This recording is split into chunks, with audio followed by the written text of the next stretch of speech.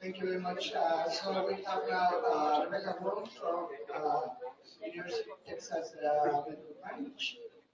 She will talk about the MHAS in English, Mexican Health and Aging Survey. So you have 30 minutes to question Rebecca, and then after you conclude, Rebecca, I will introduce. Thank you.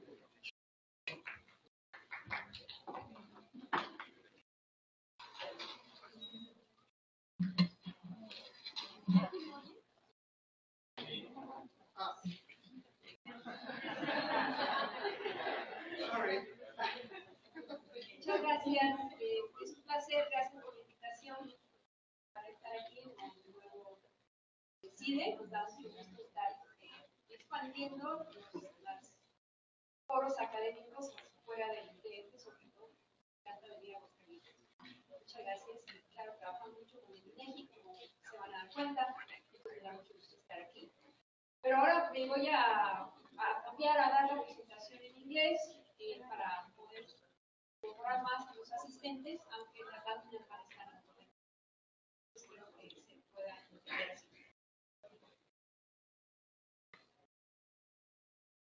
Les voy a hablar de los antecedentes del ENACEM, I'm sorry.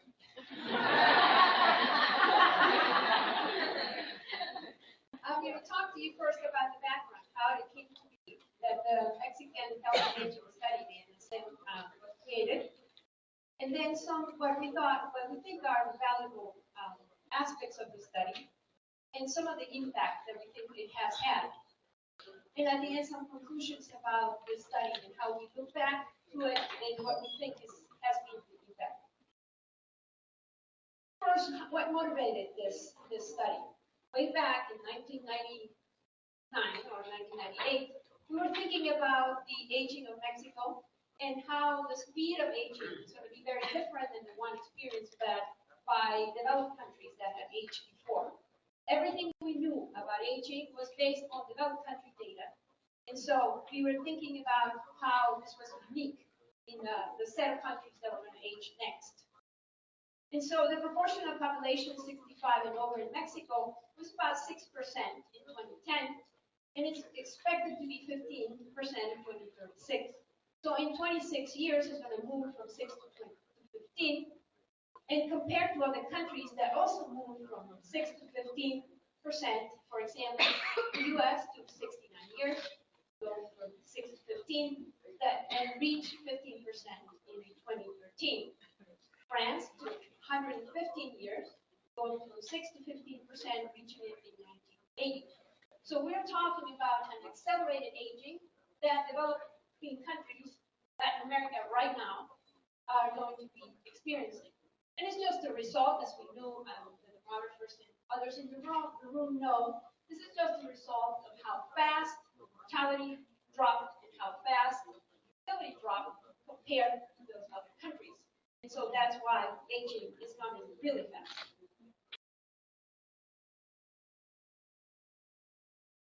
But then not only that, it's fast, but also it's coming with a low level of socioeconomic development.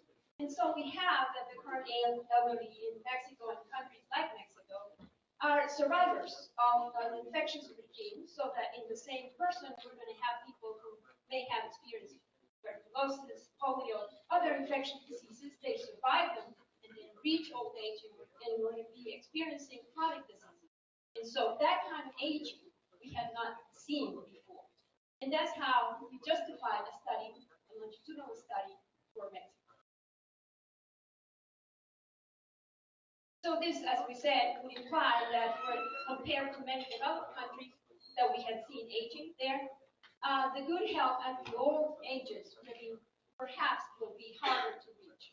So we're going to be observing a different kind of aging. So this is briefly how we justify the design of a longitudinal study prospective that would follow older adults in Mexico. And a wonderful partnership was formed between universities in the United States and institutions in Mexico. Right now, the partners of the study are the University of Texas Medical Branch, INEGI, one of our hosts, and also the National Institute of Geriatrics. the University of Wisconsin, and the National Institute of Public Health in Mexico. So how we started to think that we would have a representative national sample of rural and urban areas of people 50 years and older, and that we would measure aspects of health, economic aspects, social and psychosocial, and that we would follow them until death. That's when they exit the study.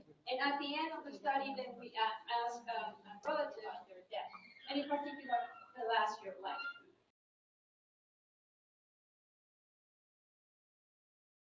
So as you can imagine, because of the multiple aspects that you have to think about when you think about an older adult, we think of it about a life cycle perspective, how their childhood was, their youth, their young adulthood, and now their current old age.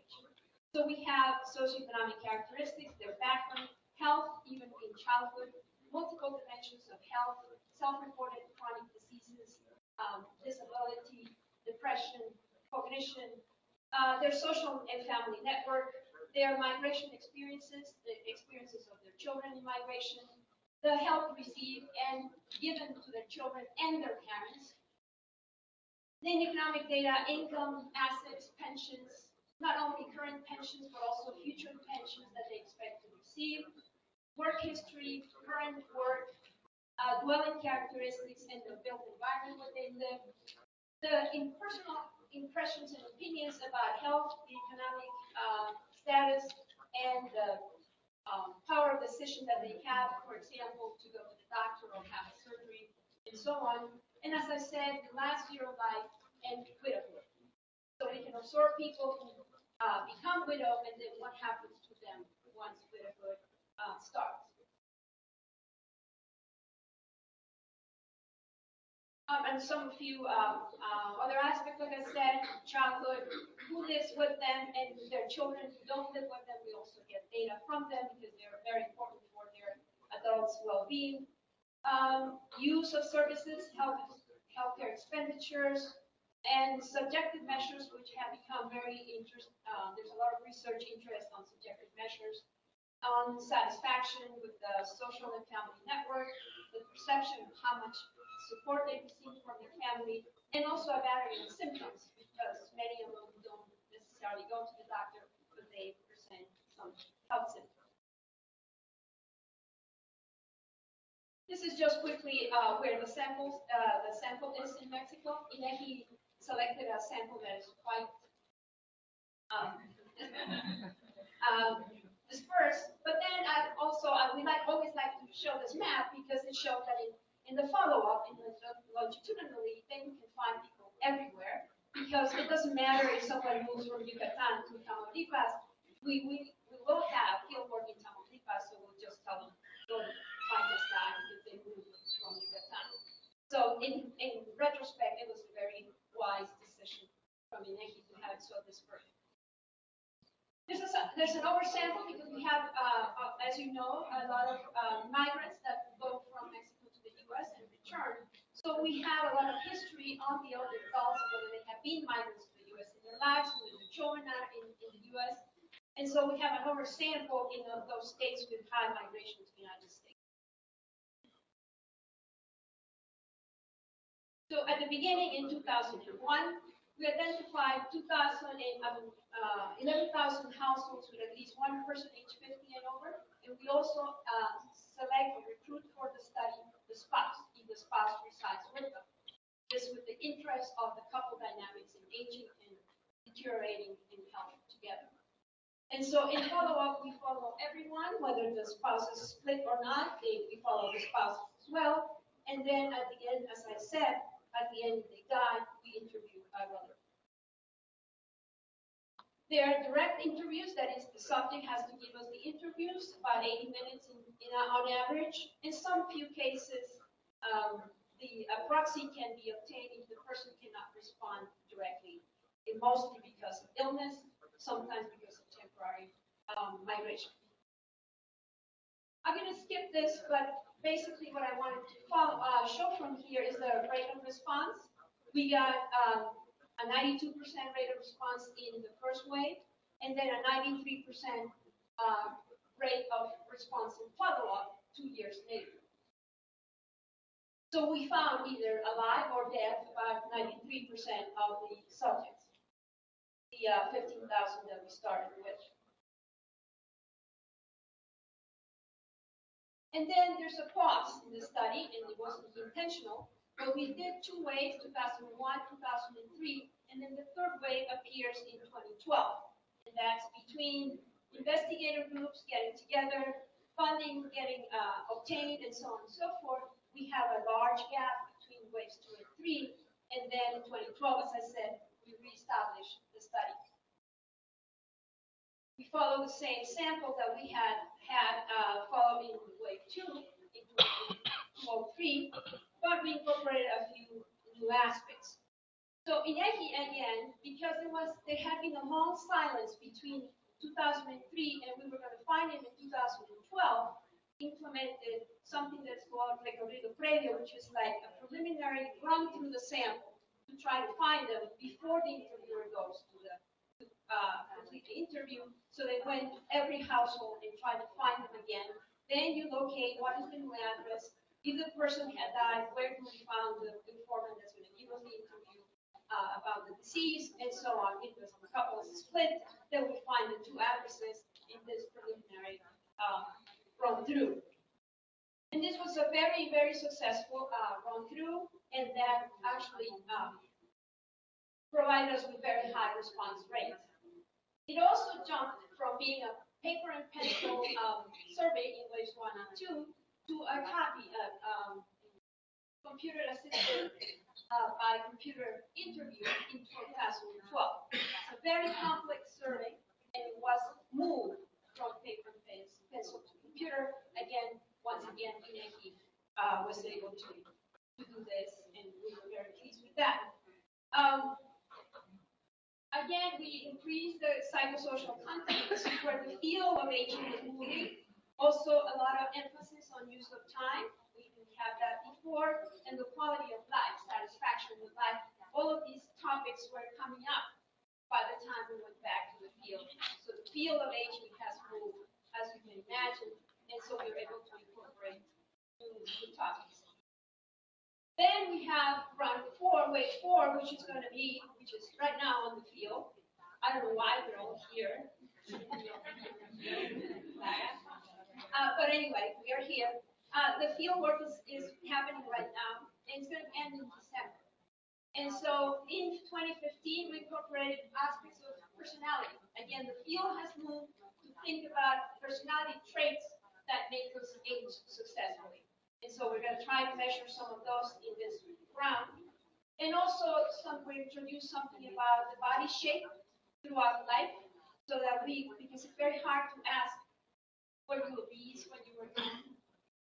How was your body? But we show pictures of body shapes, and they tell us about what kind of body shape they had at different ages.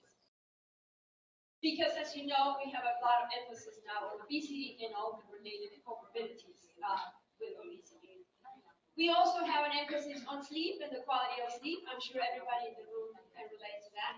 And so there's a quality of life again, and some more about well-being. So we actually have moved now to think that the survey, once established in 2012, should be followed every 3 years. The sample should be followed every 3 years. And then we expect that the next one would be in 2018. And like I said, this is a very complex study that has the core questionnaire, the questionnaire for the person who died, there's some cognitive batteries, and there's some for the person that's being done by proxy, and so on. So there are a lot of instruments and many pieces that are moving at the same time as the field work follow-up. New types of interviews emerge as new kinds of subjects become eligible to be part of the study. Spouses emerge, then you incorporate it into the study, and that means that a new person survey has to be applied. So I'm going to just, on this one, I just wanted to say that after the 9-year gap between 2003 and 2012, all the credit goes to INEGI. Again, they got 88% response rate. after 9 years of a gap, we found 88% of the sample dead or alive. So with this slide, what I wanted to show is then the 4 rounds that are currently in existence. So as I said, there were 15,000 people that were recruited for the study in 2001, and then 2 years later, there's wave 2, and we followed these subjects. By that time, 546 had died of our 15,000 subjects. We followed them and continued to follow them as the red line, and then we refreshed the sample. As Lucina was talking about, we refreshed in order to continue to represent the population 50 and over. Those had aged, and so now the 50 to 60 group is empty by the time we get to 2012. So we added another approximately 5,900 subjects, 50 to 60 in the round 3. So then we refresh the sample that way, and we follow them from there on that green line as well. The red one we have from here, and the green one, the new sample. And that's why I said there are new kinds of instruments that need to be applied. There's a follow-up instrument, there's a new person instrument, and so on. By 2012, we have had 2,700 other deaths, and so in cumulative, we have almost 3,300 deaths. And if you think about yourself as a person who wants to study mortality, then you are salivating already, because this is 3,300 people that died of the 15,000 that we started with. And so this is a very, very rich data set to study mortality. And not only mortality, as you know, traditionally we studied from vital registration in Mexico, but now this is a survey. We know from these people from 2001 the initial characteristics, and we're going to know the date of death and so on. And then one other aspect that we wanted to highlight is the subsamples. As a particular trait that you can have, that you have for longitudinal studies, is that you can develop subsamples for special interests. So 2001 had a subsample in which we measured anthropometrically their height, their weight, their ability to stand on 1 foot, so performance measures, as well as anthropometric measures. It serves several purposes. We don't anticipate measuring, say, national prevalence with a small subsample, but we are able to assess the quality of the self-report. Somebody tells you that they measured 1.5 meters, then you measure them and see how good is their self-report compared to their self-report. The same thing with other characteristics like weight and their ability to walk and so on, that they self-report, but then if you measure them here, standing on 1 foot, etc., then you're able to evaluate the self-report. So we did that as well in wave 2. We just followed the same subsample and did anthropometrics again. But in wave 3, then we did something completely different, or slightly different, which is we got blood samples.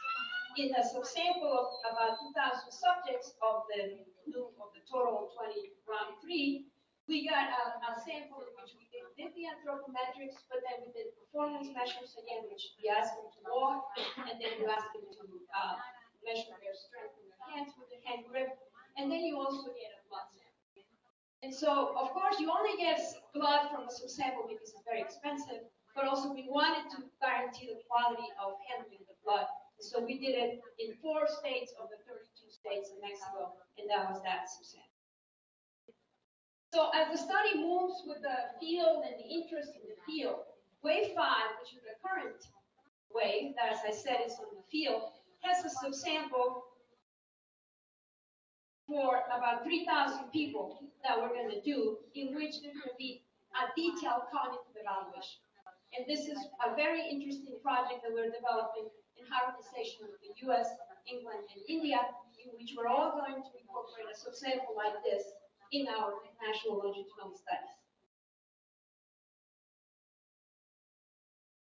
I'm going to skip this, but it just says briefly what we do with this blood when we talk about taking blood samples in case there's some blood or medical people in the room. This is what we do in the this example. So what is valuable according to us? Just briefly to summarize, there are many, many valuable things. But one of them is that it's national, it's longitudinal, and it covers between 2001 and 2005. So 4 waves of observation during 14 years. Now, we were able to draw trajectories of disease progression and disability progression and mortality already in wave 3. So we're very eager to see how much more we can do with wave 4. As I said, we interview direct the person and also relatives of the disease. We have very high rates of follow-up and response. And it's comparable with other studies, similar studies in the world. I'm going to show you next slide that shows those other studies. And one of the emphasis, what we do in collaboration with our institutions in Mexico, is that we disseminate the use of the data. And we try to facilitate for the user the use of the data. Anything that you can think about that will facilitate the use of this data, please let us know. That's our job. That was what we see as part of our mission with this study. There's a portal with INEGI, and also the study has its own portal. The INEGI portal points to our portal in Spanish and in English. In this portal, we have the databases, the documentation. We have a search engine that takes a look at publications that we can document with the data. There's a users forum in which users can post questions, and we try to answer them, or other users can answer them. If they don't, then we do. And then we leave all that so that people can see the questions and the answers. And we have provided access to creative variables and codes to create variables so that people don't have to invent the wheel every time they create some of the most important and most used variables. It's been published. I mean, many publications have been created, done using the data. Just wanted to point some of that. We measure the value of the study and the impact of the study based on the number of publications that we can find by others that are not part of the team. This is part of the search engine. I wanted to point out that the journal Salud Pública de México this year published a special volume on aging, and all the articles in the special volume use the 3 waves of the MCAS and XM.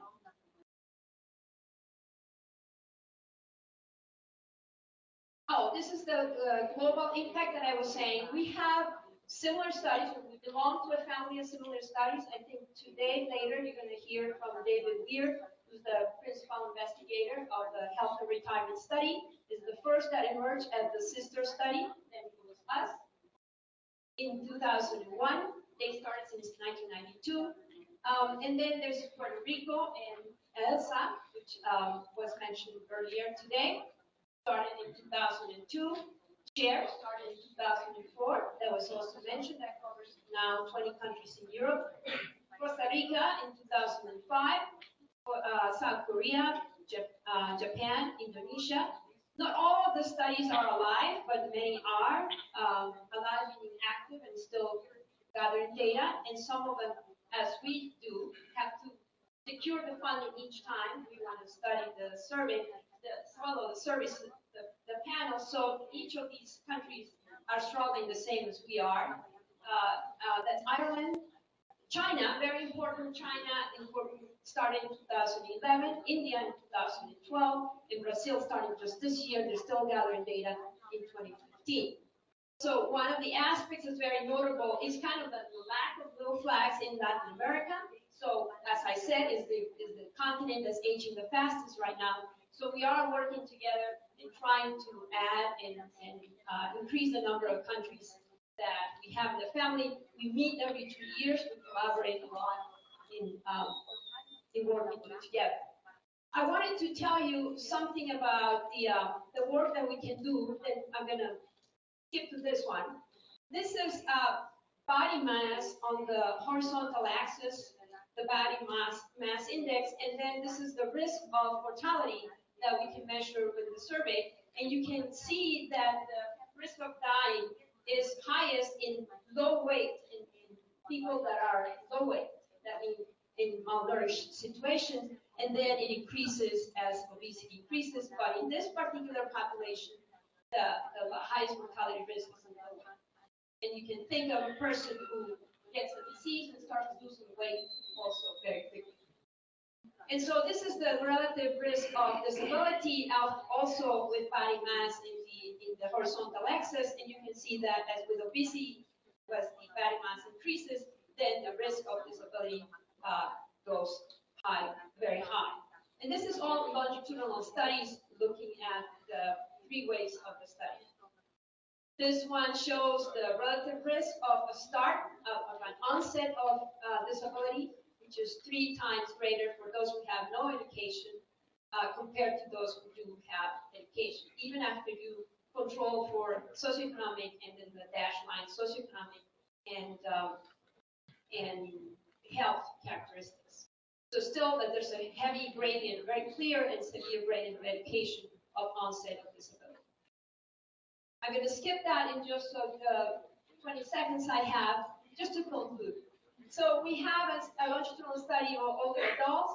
We think we are very, very successful in part, like I said, in credit to INEGI, because the population is not very mobile. There are people that are 50 and older in Mexico with not very heavily functioning credit markets. You live in a house, it's very, very hard that you would sell that house and go buy another. So people, even if they move from their house, well, somebody in the family will be in that house and will know where you are. So that's one of the part of the dynamic of mobility in Mexico. As I said, we give a lot of credit to the previous run through that they do for the sample, and they also that they leave a little notice saying that they're coming back. They also gather contact data for future contact, meaning if you were to move, who would know where you would move. And I was going to just suggest, if you're thinking of designing studies, always prepare for at least 2 rounds. I know that it's very hard to get funding for 10 rounds. That's probably what you would like. But always prepare for at least 2. Don't go just for 1 and hope that you will get for a second. Get for at least 2 or 3. I think a study is established with 3, but that's just a personal opinion. And then, as I said, you always leave it prepared for future follow-up. Always leave it prepared. Because once you have 2, it's very easy or much easier to find the follow-up funding if you did a very good job with 2. You want to, and this is one of our pet projects, you want to increase the capacity to analyze the data. In countries like Mexico and the rest of Latin America, with the work we do with our collaborators, we know that there's very few people who can analyze longitudinal data. So, but we also know that the data drives the interest of the analysts. So now in Mexico, we have the data, and so hopefully we can drive more interest in analyzing and learning the techniques for longitudinal data. And the one pet project also for the heads of the health sector and the aging sector in Mexico is that they would like to translate the findings of research to the briefs that policymakers can